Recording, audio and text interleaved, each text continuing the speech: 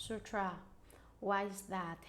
At the difficult time of birth, uncountable evil ghosts, including mountain sprites, goblins, and certain spirits, desire to eat the strong-smelling blood.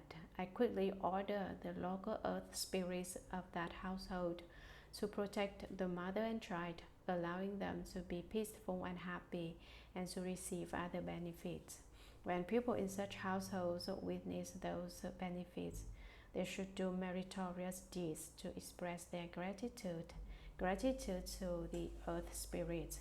If instead they harm and kill and have large gatherings involving feasting and entertainment, then the retributions that result from such offenses will be borne by them and will bring harm to the mother and child as well. Moreover, when people of Jambudvipa are on the verge of death, I wish to keep them from falling into the evil paths, regardless of whether they have done good or evil. But how much is this power of mind to help them increased when they have personally cultivated gurus? When those who do good in Jambudvipa are about to die, hundreds of thousands of ghosts and spirits from the evil paths transform themselves and appear as their parents or other relatives in an attempt to lead such people to fall into the evil paths. How much more is that the case for those who have done evil deeds? Commentary. Why is that? What are the reasons that make the mother and child ill at ease? At the difficult time of birth, uncountable evil ghosts, including many kinds of mountain sprites, water goblins, and certain spirits, desire to eat the strong-smelling blood that is let out during labor. I, Ghost King, the Lord of Life, quickly give orders to the local earth spirits of that household. Whenever something like this happens, I command those earth spirits living there and take care of the residents, and land there to protect the mother and child, allowing them to be peaceful and happy and to receive other benefits. When people in such households, including adults and children, witness those benefits, they should do meritorious deeds to express their gratitude to the earth spirits. If instead of being grateful, they harm and kill living beings and have large gatherings involving feasting and entertainment, then the retributions that result from such offenses will be borne by them. They must bear the consequences of the offenses that they committed, and they will bring harm to the mother and child as well. Both the children and adults will be hurt. Moreover, when people of the southern continent of Jambudvipa are on the verge of death, I wish to keep them from falling into the three evil paths, regardless of whether they have done good or evil, or whether they are good or evil. But how much is this power of mine to help them increased when they have personally cultivated gurus? I do not need to expend too much effort to protect them because they have cultivated gurus. When those who do good in the southern continent of Jambudvipa are about to die, hundreds of thousands of ghosts and spirits from the evil paths transform themselves and appear as their parents or other relatives in an attempt to lead such people to fall into the evil paths.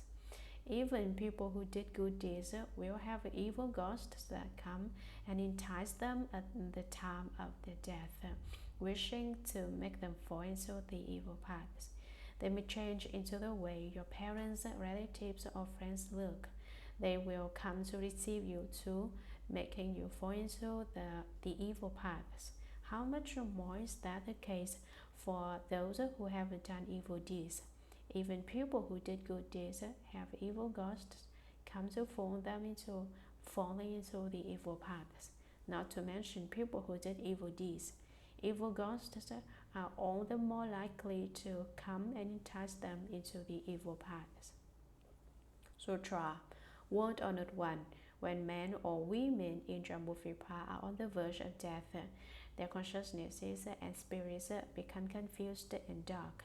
They are unable to discriminate between good and evil, and their eyes and ears are unable to see or hear. That is why relatives of those deceased pupils should make generous offerings, recite the sacred sutras, and recite the names of Buddhas and Bodhisattvas. Such good conditions can cause the deceased to leave the evil paths, and all the demons, ghosts, and spirits will withdraw and disperse. World Honored One, if at that time of death beings of any kind have an opportunity to hear the name of one Buddha or Bodhisattva, or to hear a sentence or gather of a Mahayana Sutra, I observe that such beings can quickly be freed from the pull of their accumulated minor bad deeds that would otherwise send them to the evil paths. The exception to that is crimes involving killing that warrant fivefold relentless retribution. Buddha told the Ghost King Lord of Life, because of your great compassion, you are able to make such great vows and protect all beings in the midst of life and death. When men or women in the future undergo birth and death, do not retreat from your vow, but liberate them all so that they can experience eternal peace. Commentary. Ghost King Lord of Life called out, World Honored One, when men or women in Jambuvipa are on the verge of death, their warmth, breath, and eighth consciousness leave their bodies, rendering an end to their life. Their consciousnesses and spirits become confused and dark. When people are newly dead, their spiritual consciousness, which is their body between skandhas, is unclear and does not yet understand that they just left their body and that they are dead. They are unable to discriminate between good and evil, and their eyes and ears are unable to see or hear. Their ability to see, to smell, to be aware, and to know are all gone. That is why relatives of those deceased pupils should make generous offerings, create substantial merit for them by having monastics recite or by personally reciting the sutra. This is why in China, monks are invited to recite sutras for 1, 2, 3, and on up to 7 weeks in reciting the sutras. After Elder Master Su Yun passed away, the Buddhist lecture hall created merit by reciting the Mahaprayana Sutra for more than 160 days. This is unprecedented. No patriarch in their passing from the time of Shakyamuni Buddha until now has had such a huge Dharma assembly where the Mahaprayana Sutra is recited. This is a great offering. Recite the sacred sutras such as this, and recite the names of Buddhas and Bodhisattvas. Such good conditions for creating merit and doing good deeds can help the deceased and cause the deceased to leave the evil paths, and all the demons, ghosts, and spirits will withdraw and disperse. By creating merit for them so that as their virtues become great, resentment against them and disasters on them vanish. With the merit and virtue, offenses and problems decrease, hence all the demons and evil spirits withdraw and disperse, running away. World Honored One, if at the time of death, beings of any kind in the southern continent of Jambuvipa have an opportunity to hear the name of one Buddha or Bodhisattva alone, no need for many, or to hear a sentence or gather of a Mahayana Sutra. I, the Ghost King Lord of Life, observe that such beings can eliminate the 5 offenses of killing and harming that warrant being in the relentless hells, and minor bad deeds that warrant being in the evil destinies. They will quickly be freed from the pull of their accumulated minor bad deeds that would otherwise send them to the evil paths. The exception to that is crimes involving killing that warrant 5-fold relentless retribution. As long as people of this sort hear or encounter the name of one Buddha or Bodhisattva, or a line or a verse in a Mahayana Sutra before or at the time of their death, they can get rid of the 5 offenses that would warrant them being in the relentless house. They may also get rid of offenses from having killed or harmed others. There was not supposed to be any way to eliminate the offenses of the 5 rebellious acts, killing and harming. Originally, they deserved to fall into the evil destinies from minor offenses, but I will make them become liberated soon so that they do not need to undergo offenses.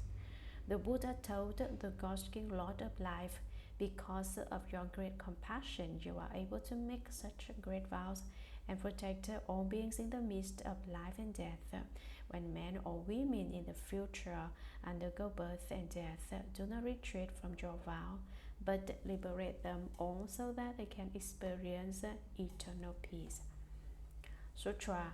The Ghost King told the Buddha, please do not be concerned. Until the end of my life, in every thought I shall protect beings of Jambudvipa at the time both of birth and of death, so that they all find tranquility.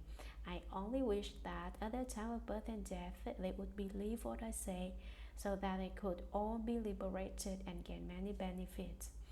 At that time, the Buddha told Earthstar Bodhisattva, this great Ghost King, Lord of Life, has already passed through hundreds of thousands of lives as a great Ghost King, protecting beings during both birth and death. Only because of this great being's compassionate vows does he appear thus in the body of a great Ghost King, for in reality he is not a ghost. After 170 aeons have passed, he will become a Buddha named No Appearance Thus Come One. His aeon will be called happiness, and his world will be named pure dwelling. That Buddha's lifespan will continue for incalculable eons. Earthstar. The circumstances surrounding this great Ghost King are thus. They are inconceivable, and the pupil and gods whom he rescues are Kalis. Commentary. The Ghost King is very much at ease. It is not bad being a Ghost King. He can make anyone he wants live. He can make anyone he wants die. Everyone's lives are in the hands of this Ghost King. If he were greedy, such as an official who accepts bribes, he will certainly receive many because he controls everyone's length of life. One ghost during the time of Dharma Master Dao Sheng went to listen to the Dharma Master lecture on the sutras frequently. When Dharma Master Dao Sheng told the ghost to become reborn as a human being, he said, I have been a ghost for 3,000 years. I have no troubles and worries. Lord Sheng tells me to become a human being. I'm afraid that I will not reach the end of that life. The ghost says that he is afraid that before he finishes being a human, he will create offenses, so he might as well be a ghost. See, ghosts think it is not bad being a ghost. There is a Chinese aphorism that says, offer the position of an emperor to a beggar who has done so for 3 years, and the beggar will refuse. The ghost experiences so much freedom. A ghost who has been a ghost for 3,000 years will refuse to be a human because he feels that ghosts have no troubles or worries. Lord Sheng, as a ghost called Dharma Master Dao Sheng, is an honorific that you, those of you who are going to Taiwan to receive the precepts may use, can use when you encounter senior masters. For instance, you may call Dharma Master Yin Shun Lord Yin. Actually, you could use either one of the characters in his name, whichever one rolls off the tongue. There are no rules for using a particular one. For example, you may refer to Dharma Master Tao Yuan as Lord Tao or Lord Yuan. However, now that you are going to receive the precepts, he is your precept master. so you cannot refer to him as Lord Tao or Lord Yuan. What should you call him? Call him Precept Master. You would be disrespectful if you were to call your Precept Master Lord Yuan or Lord Tao. It is most respectful to call him Precept Master. He is your Precept Master because you received the precepts with him. As for other senior masters, refer to them using one character in their name and not two. Also, when you see most monastics, you should put the palms together when you speak. Do not stare at people the way you do. Lower your eyes when you talk to anybody. This is the way to pour in your body and mind. Now that you are going to receive the precepts there, I'm going to pass on Buddhist Vinaya to you Westerns, so pay special attention. If you uphold them well and are good representatives for Westerns, they will say, Westerns also observe the rules so well. If you do not observe the rules when you go over there, that does not work, they cannot cultivate. You lose faith for all Westerners. Even if there are people willing to leave a home in the future, no one will be willing to accept them. They cannot cultivate. We cannot accept them. As bhikshus and bhikshunis, wherever you go, you must be good role models who keep the rules. Do not go against the rules. Now that the 5 of you are leaving for Taiwan, it would be best if you ask for recordings. Since some of you understand Chinese and some of you do not, you may bring a tape recorder and a video recorder so that you may record anything important. You may record any Dharma master during the precept training. With the 5 of you together, the ones who understand Chinese will translate for those who do not every time. When other people are resting, you do not rest. Help yourself by telling those among you who do not understand Chinese what happened during the day. You will be united this way. Do not finish your studies there and end up not knowing anything still. This can be said to be the first time that so many Westerners go to receive the precepts. It is unprecedented. Study all the rules and etiquette there as you receive the precepts so that you may return and pass them on to Americans.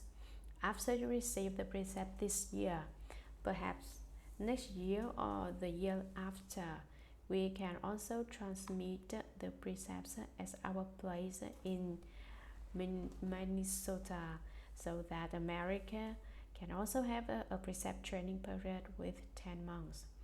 It will be even better if we have more than 3 masters and 7 certifiers. So you are the essential pupil for blazing the Buddhist trail in America. So this is a very important trip. God's King, Lord of Life, told the Buddha, please do not be concerned or worried. Won't honored one until the end of my life. As a ghost, in every thought I shall protect beings of Jambudvipa at the time both of birth and of death, so that they all find tranquility. They will live well and die well, never experiencing anything that goes against their wishes. I only wish that at the time of birth and death they would believe what I say. One vow of mine is for all beings to obey me at the time of birth and death, the way you obey me as my disciples. If you do not listen to your master, then you are not good disciples, so that they could all be liberated and gain many benefits. If they do not listen to the Ghost King, then they would not be good beings. The Ghost King would not protect them. At that time, the Buddha told Amitabha Bodhisattva, this great Ghost King, Lord of Life, has already passed through hundreds of thousands of lives as a great Ghost King, protecting beings during both birth and death.